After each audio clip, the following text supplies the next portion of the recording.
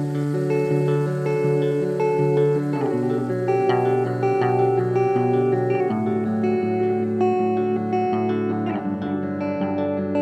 up feeling pristine, bright eyes and white teeth, lunchbox packed in my backpack.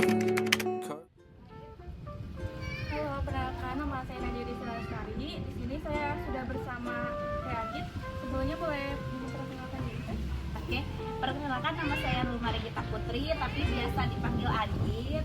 Sekarang saya sedang bergelut di bidang fashion, nama brandnya Zaman Project. Riwayat pendidikan sebelumnya pernah kuliah di Universitas Hangzhou Buana. Sekarang usia saya 25 tahun. Dah, kali ya. Ini masuk berantakan. Ya gimana lagi teh? Kita di situ aja kali ya.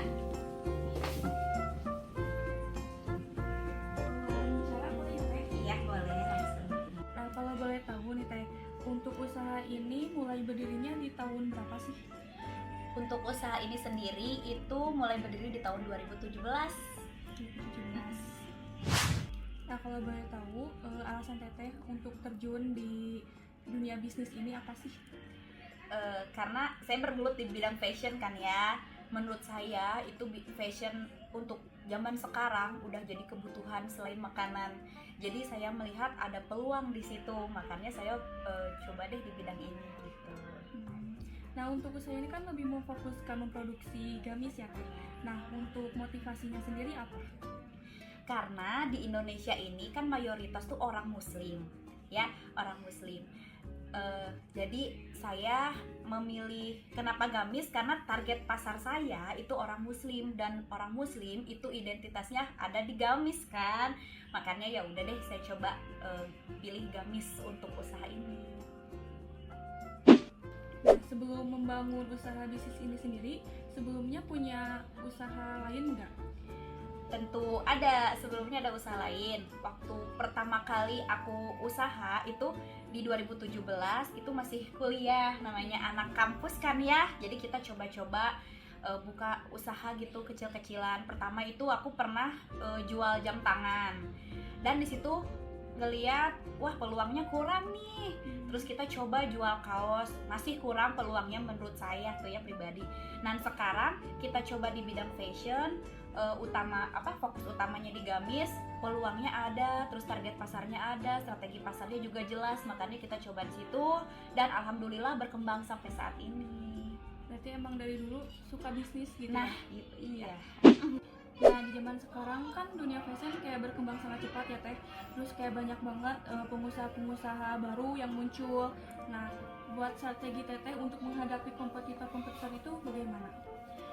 Strategi saya untuk menghadapi kompetitor itu biasanya yang pertama kita lihat kelemahan kompetitor kita. Jadi kita tuh jangan terlalu anteng jualan ya, kita juga harus ngelihat kompetitor kita tuh kayak apa gitu ya.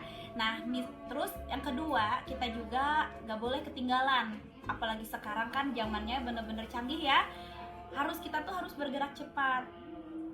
Masing-masing bulan, dari bulan ke bulan itu namanya gamis, itu modelnya macam-macam, kita juga nggak boleh ketinggalan. Misalkan bulan ini nih lagi tren model apa, kita harus cepet-cepet produksi tren itu sebelum trennya ketinggalan. Misal nih bulan ini lagi tren model sabian, nah kita harus produksi model sabian. Kita lihat nih model sabian itu kompetitor kita jual berapa, kita harus bisa jual di bawah pasar tapi dengan kualitas yang bagus.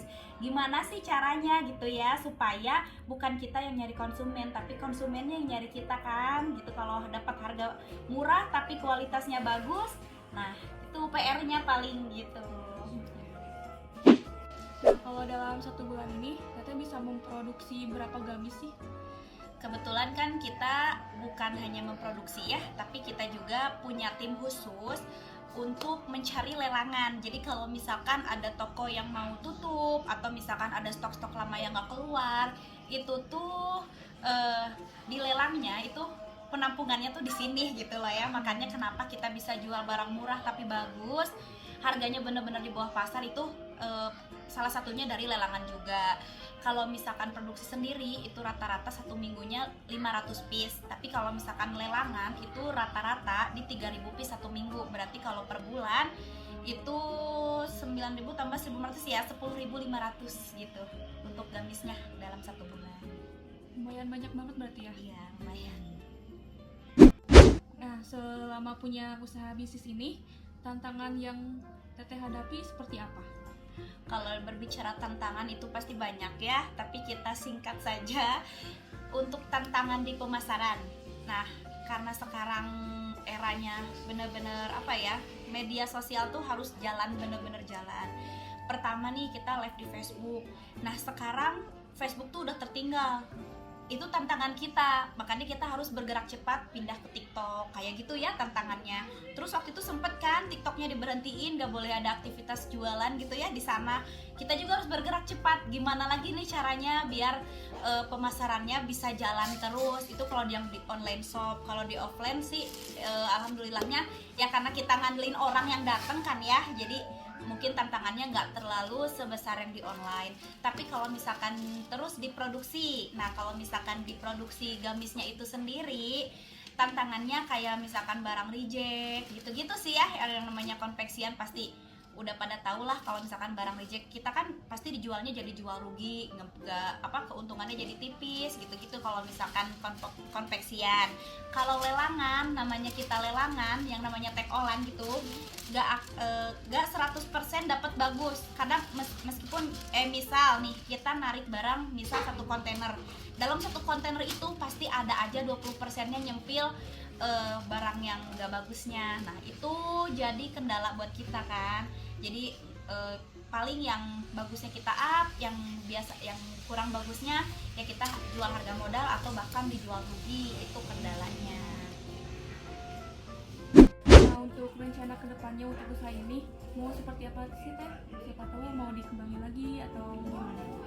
Untuk rencana ke depan, karena ini usahanya udah alhamdulillah berjalan ya, meskipun baru berkembang. Untuk kedepannya aku pengennya meningkatkan lebih lagi ya, namanya manusia kan gak pernah puas. Jadi kita mau meningkatkan kualitas, mau meningkatkan kuantitas juga, pengen punya lebih banyak lagi resellernya, terus lebih lagi gitu kuantitas produk yang keluarnya, lebih lagi juga dalam produksi barangnya. Pokoknya pengen meningkatkan aja lah gitu ya, meningkatkan yang udah jalan. Terus pengen mudah-mudahan bisa buka cabang di tempat lain gitu ya. Amin. Untuk pencapaian terbesar yang didapat sama Teteh dalam usaha ini apa? Pencapaian terbesar mudah-mudahan tercapai ya. Pengennya Zaman Project itu dikenal banyak orang, punya brand sendiri. Udah itu sih pencapaian terbesar. Nah, boleh kasih inspirasi nggak Teh buat orang-orang lain di sana yang pengen punya usaha bisnis kayak Teteh juga? Untuk orang-orang di luar sana yang mau buka usaha, semangat, jangan pantang menyerah. Namanya usaha kan nggak selamanya terus di atas.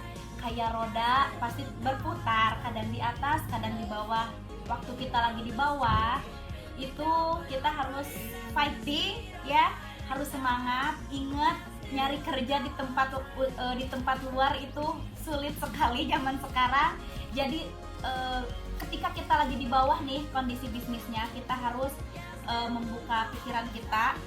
Lebih baik kita buka lapangan usaha daripada kita cari lapangan kerja, betul ya? Yuk semangat ya untuk di luar sana yang mau membuka usaha, pokoknya jangan nyerah. Namanya usaha itu pasti ada naik turunnya. Pas kita lagi turun, jangan sampai udahan, pokoknya harus semangat terus. Pasti gak akan di bawah terus, nanti ada kalanya kita di atas gitu ya. Semangat semuanya.